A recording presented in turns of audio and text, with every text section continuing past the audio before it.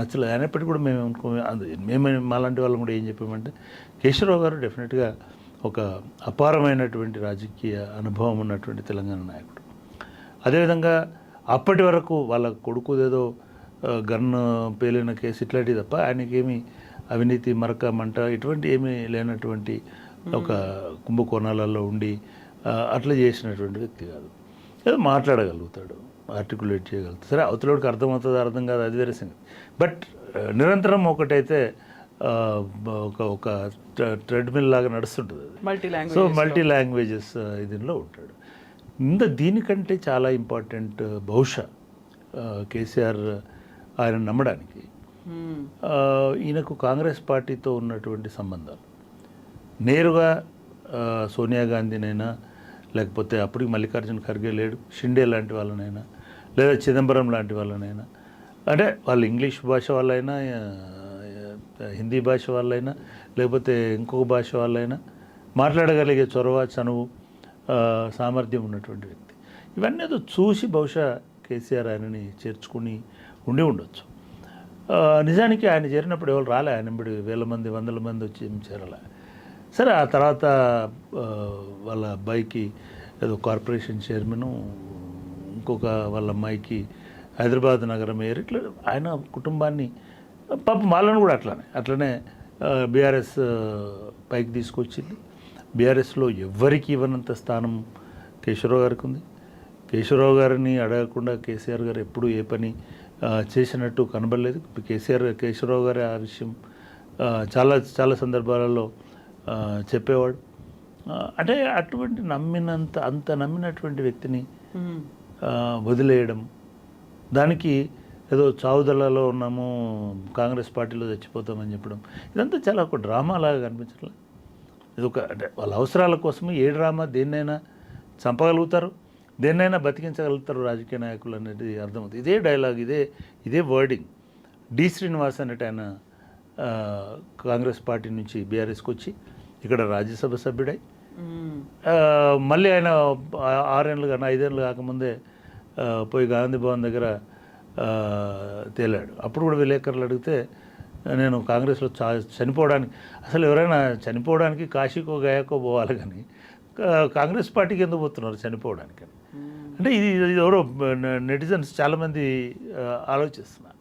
ఇది నిజానికి వీళ్ళు చెప్తున్నటువంటి ఒక వృద్ధాప్యంలో వాళ్ళ సొంత ఇంటికి పోవాలనే కోరిక ఉన్న పద్ధతిలో పుణ్యక్షేత్రాలు ముగించుకొని అట్లా కాదు వీళ్ళు చేస్తున్నది వాళ్ళ వారసులను కాపాడుకోవడం కోసం, ముందుకెళ్ళడం కోసం. చూడండి, అసలు మూలానికి వెళ్తే కాంగ్రెస్ పార్టీ ఏం తక్కువ చేసిందని కేశవరావు గారు వచ్చారు. ఇప్పుడు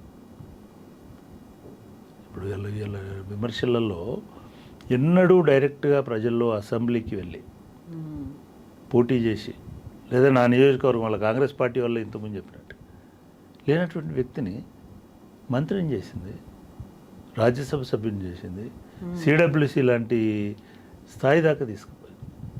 అసలు దాన్ని ఎందుకు వదలాల్సి వచ్చింది? అప్పుడు వదిలినారు. సరే, మీకు తెలంగాణ ముఖ్యము, తెలంగాణ సొంతిల్లు అనుకున్నారు, తెలంగాణ కన్నతల్లి అనుకున్నారు. ఇప్పుడు ఏమన్నా మాట్లాడితే నేను 69 ఉద్యమకారుని కూడా చెప్తారు. ఫైన్, మరి ఉండండి తెలంగాణలోనే. ఏమిటి అంటే సమస్య, వాళ్ళ పిల్లల భవిష్యత్తు అనేది సమస్య.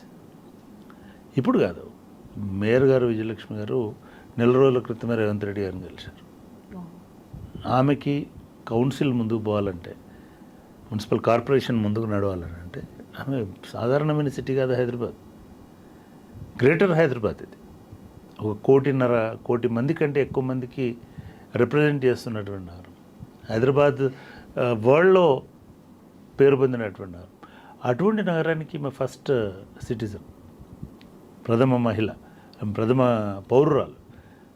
అటువంటి పదవిని ఆమె అయాచితంగా వదులుకొని బలై బీఆర్ఎస్లో ఉండడం మూలంగా బలి అవ్వాలని ఆమె కోరుకోవట్లేదు.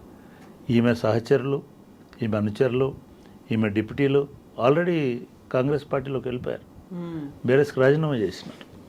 అంతకుముందు ఫస్యోద్దీన్ అయి ఉండొచ్చు, లేకపోతే ఆ తర్వాత ఇంకో లేడీ వీళ్ళు అయి ఉండొచ్చు, వాళ్ళందరూ అయి ఉండొచ్చు, వీళ్ళంతా వెళ్ళిపోయారు. ఈమెను కప్పేయడం అనేటువంటిది వాళ్ళకు 2 నిమిషాల పైన ఒక చిన్న నోటీస్ ఇస్తే ఆమె వెళ్ళిపోతుంది. సో ఇటువంటి సమస్యలలో ఉన్నప్పుడు పాపం అప్పుడు కూడా సమస్యలలో ఉండడం మూలంగానే కేశవరావు గారు కాంగ్రెస్ పార్టీని వదిలేసి బీఆర్ఎస్కి వచ్చారు. ఎందుకంటే అప్పుడున్న సందర్భంలో అనేక రకాలైనటువంటి విమర్శలు వచ్చినాయి ఆయన మీద, కొన్ని వాళ్ళ పిల్లల మీద ఆరోపణలు వచ్చినాయి. సో ఇవాళ పిల్లలను కాపాడుకోవడానికి 84 సంవత్సరాలు ఆయన వయసు. ఇప్పుడు కేశవరావు గారు అపారమైన అనుభవము, అపారమైన జ్ఞానం, అపారమైనటువంటి మెమరీ, అపారమైన చతురత ఉన్నటువంటి మనిషి. ఆయన ఇంత అవలీలగా పార్టీని మారుతాడనేది నేనే ఊహించలేదు. ఇకపోతే శ్రీహరి గారు, అంతకుముందు శ్రీనివాస్ గారు, డి శ్రీనివాస్ కూడా పిల్లల్ని కాపాడుకోవడం కోసం ఇటు వచ్చినాడు. సంజయ్ని ఏదో రకంగా ట్రాక్లోకి తేవాలనుకున్నాడు. అక్కడి నుంచి ఎమ్మెల్యేగా పోటీ చేయించాడు. రకరకాల ప్రయోగాలు చేసినాడు ఆయన కూడా. ఇక్కడ ఏమి పప్పులు ఉడికేటట్లు లేవు, ఇక్కడ ఏమి వేరే ఇది లేదు అని అనుకొని, అసలు నిజానికి వీళ్ళిద్దరికీ బీఆర్ఎస్ నుంచి కాంగ్రెస్ నుంచి వచ్చిన ఈ ఇద్దరికి వాళ్ళు వచ్చిన కొన్ని నెలల్లోనే వాళ్ళు కోరుకున్న పదవులు ఇచ్చారు. అసలు రాజ్యసభకు పోవడానికి అక్కడ 10 ఏళ్ళ నుంచి కష్టపడుతున్న వాళ్ళు ఉన్నారు, అనేక మంది ఉద్యమకారులు ఉన్నారు.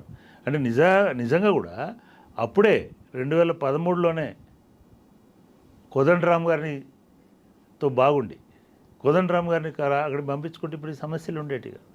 మీరు మొత్తం చూడండి, ఇవాళ కడియం శ్రీహరి గారు కూడా ఏదో ఆయన ఈయన పోతే కాంగ్రెస్ బలోపేతం అవుతుందా, బీఆర్ఎస్ నిజంగానే ఆయన వస్తే బలోపేతమైందా, ఇవన్నీ మనకు తెలిసినటువంటి సత్యాలు.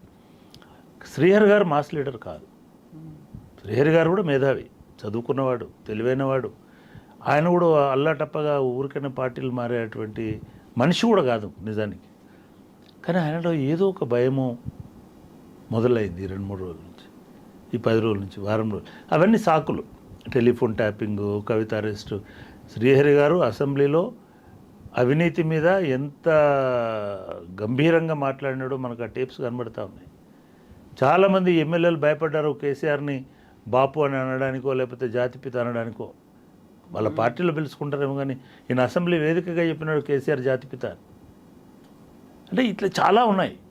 కానీ ఆయనలో ఏదో ఒత్తిడి ఉన్నట్టుంది. నేనేమనుకున్నా అంటే ఈ టర్మ్ నిజానికి ఆయన ఇంకొక 5 సంవత్సరాలు ఆయన అసెంబ్లీ లైఫ్, ఇంకా 5 years అంటే ఆయన కూడా 80-85 సంవత్సరాల వయసుకు వస్తాడు. 80 దాకా ఖచ్చితంగా వస్తాడు అనుకుంటున్నా. సో ఎందుకండి ఈ వయసులో మీకు ప్రాబ్లమ్స్?